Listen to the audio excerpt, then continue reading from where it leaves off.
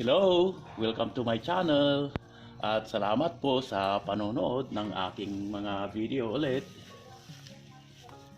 Ang gagawin po natin ngayon ay mag-repot at mag-propagate nitong Alocasia Black Velvet. At ito po ang Alocasia Black Velvet. Although sabi Black Velvet pero very dark green itong dahon niya at parang velvet siya. Ayan. Maganda siya kasi itong mga kulay niya ng kanyang veins ay masyadong prominent, kaya maganda siya. Kahit malayo siya makikita mo yung ganda ng dahon niya, saka dark green. Ngayon uso ito, kaya gusto kong ipakita kung paano ang pag-repot at saka pag-propagate. Ito considered na mother plant na kasi may dalawa na siyang supling. At ito po sila. Ayan, dalawa ang supling nila. At nagbulaklak din ito noon at gusto ko sanang ipollinate pero wala pa akong isang bulaklak na pangpulinitan.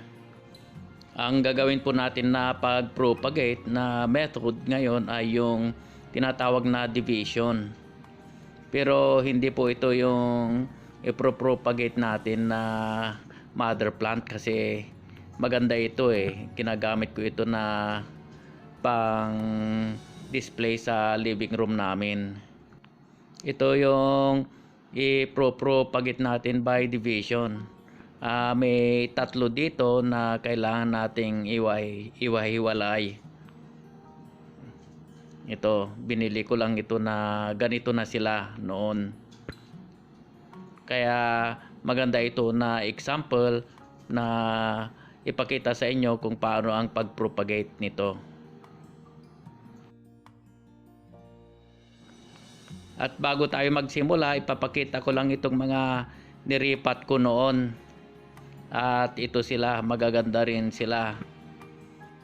Ang gamit ko na lupa dito ay yung ipa na charcoal, at saka compost, at saka yung ipa na malapit nang ma-decompose. At ito naman po yung propagate ko by division noon. Itong maliit, inihiwalay ko dito sa malaki. At kaya naging dalawa na sila. Ayan.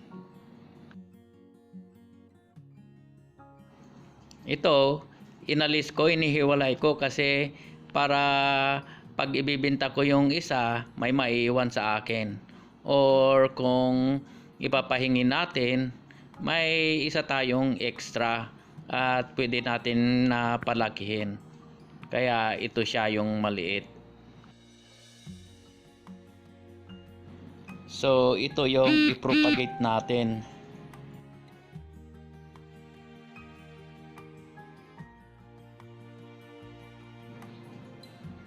Ipakita ko sa inyo kung ano ang itsura sa loob nila.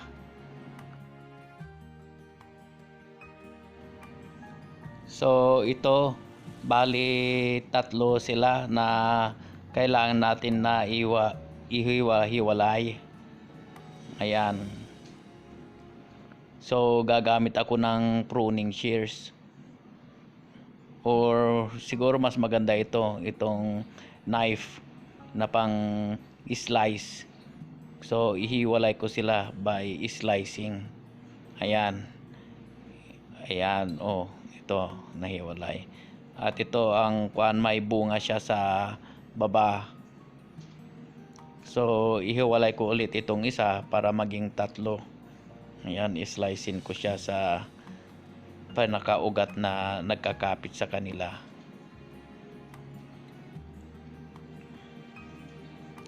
Ito, naging dalawa na sila. Ito may bunga din.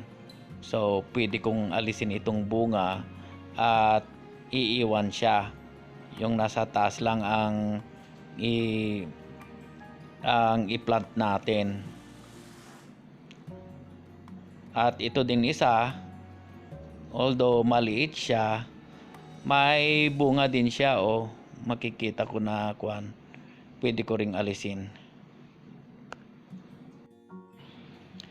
Pero bago natin itanim, ang gagawin ko ay aalisin ko itong mga bunga nila sa baba.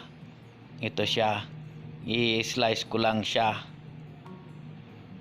Ayan. Ito rin, alisan ko din itong bunga niya dito sa baba. So i-slice ko lang siya. Yun. Ito rin, may bunga din. Alisin ko ng konti dito sa baba. I-slice ko siya. Ayan. Ito siya, yung may natira pa siya. Ito, may natira pa. At saka ito, may natira din na bunga, kaya mabubuhay sila.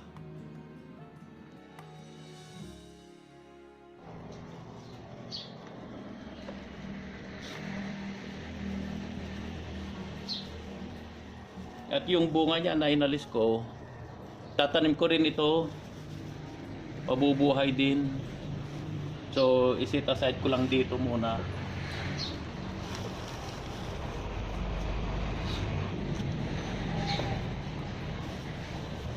So itong lupa niya, bagong lang naman, bagong gamit lang. Gagamitin ko pa rin, pwede pa rin gamitin. So ilagay ko lang dito. Ayan.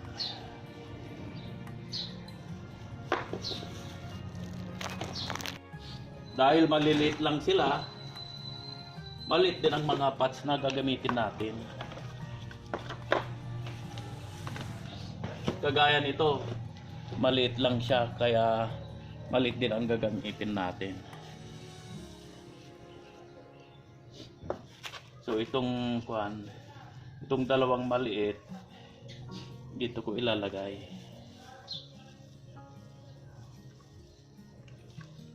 Yan, yan.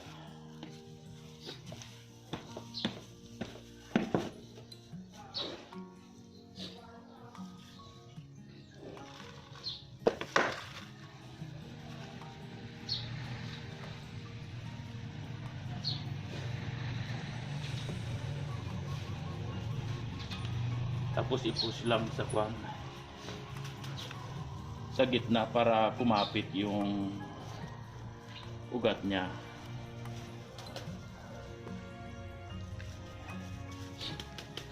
Dahil ang alocasia ay gusto niya yung maraming tubig, yung nababaha siya, maglaan tayo ng malaking space dito para kahit bahain natin, na pagdiligan natin, hindi lalabas yung lupa. Kaya pag nakikita ninyo ito, mababa yung lupa, maraming paglagyan ng tubig. Ito din mga ito. Ito din halos 1.5 inches. Kasi pag dinidiligan ko ang mga ito, binabaha ko sila.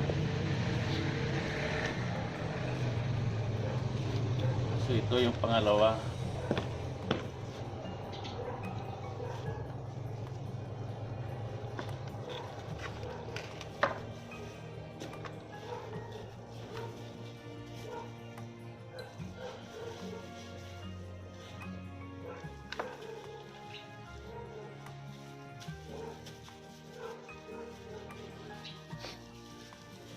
Kahit mailubog siya, kahit ang alocasia ay mailubog, pag iripat natin, okay lang, tutubo pa rin siya. Pero wag laman yung lubog na lubog. Ito, medyo lubog siya pero okay lang. Pag didiligan, lalabas naman yung sa gitna niya. Pero kahit hindi lalabas yung nasa gitna niya, hindi siya mabubulok. Ganyan ang alocasia.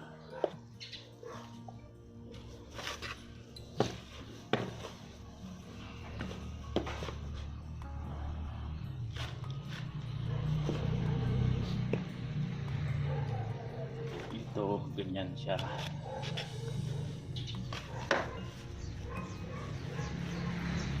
Madali lang iripat itong alocasia at saka madaling mabuhay.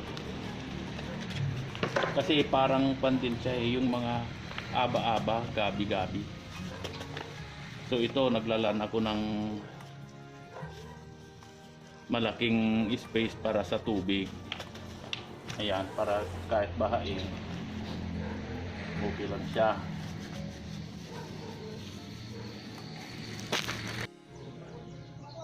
Okay, so yung alocasia natin ay nasa isang pot. Naging kwan na yon, naging 3 na. Binili ko ang mga ito kina Vincent kasi mura lang sa kanila. Yung iniripat natin 100 lang yon, ngayon naging 3. Kaya pwede na akong magbenta. Okay, ito naman may pang-4 tayong iriripat.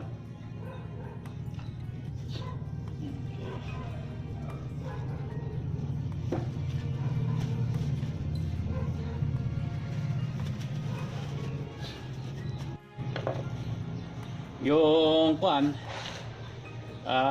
kanina nung dinidemo ko yung ito pang-4 na pot, hindi ko pala na-push yung kwan, yung video, kaya hindi nag-record. So uulitin ko ulit. Kung maalala nyo yung mga bunga niya na inalis ko bago natin itinanim ito, tinanim ko dito, hinati-hati ko ng kwan, ng maliliit hanggang naging 5 sila. So ayan sila ngayon. Tinanim ko na kanina. Akala ko naka-video, hindi naman pala. So ito bali naging 5 sila.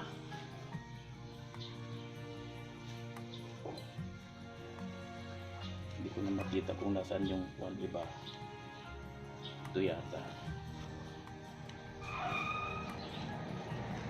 Kala ko kasi naka-video. Hinati-hati ko sila ng maliit. So pag nakarating na kayo sa video na ito, sa time na ito, mapalad kayo kasi sikreto ito ng mga nursery kung paano mag-propagate ng alocasia. Hugasan ko lang ito para ipakita sa inyo.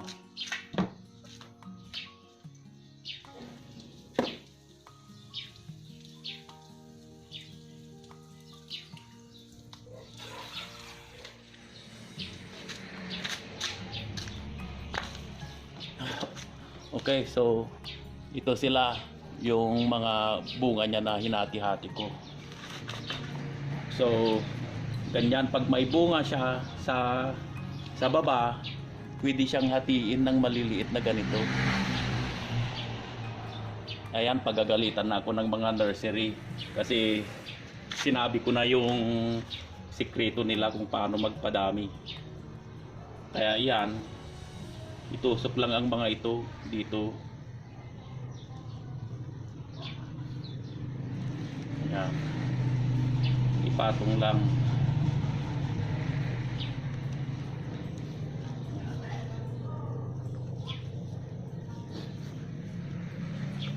Tapos lagyan lang ng kunting medium sa taas niya. Ayan, ganyan. So sana na video na ito. Kanina hindi pala na video, kaya kailangan ulitin para makita nyo naman kung ano ang talagang pag-propagate nitong alocasia. So kuan ko na ito, diligan natin. Pakita ko rin kung paano yung pagdilig ng yung talagang binabaha.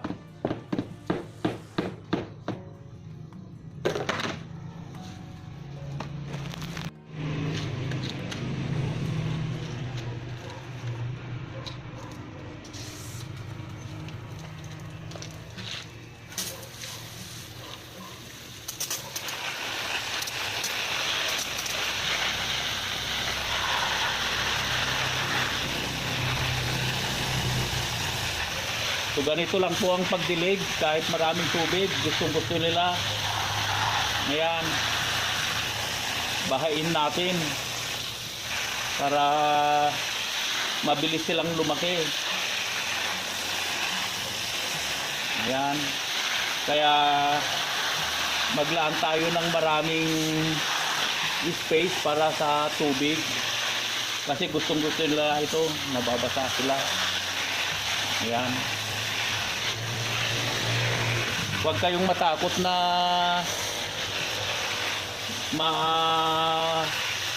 bulok sila, basta nasa labas lang sila ng bahay, hindi sila mabubulok.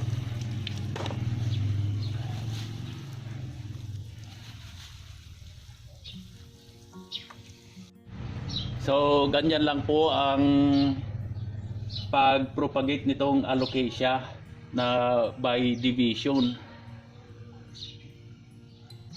So once again po, nagpapasalamat ako sa panonood nyo ng aking video. At sana po ay mag-subscribe kayo para ma-notify po kayo pag may bago po akong upload na video.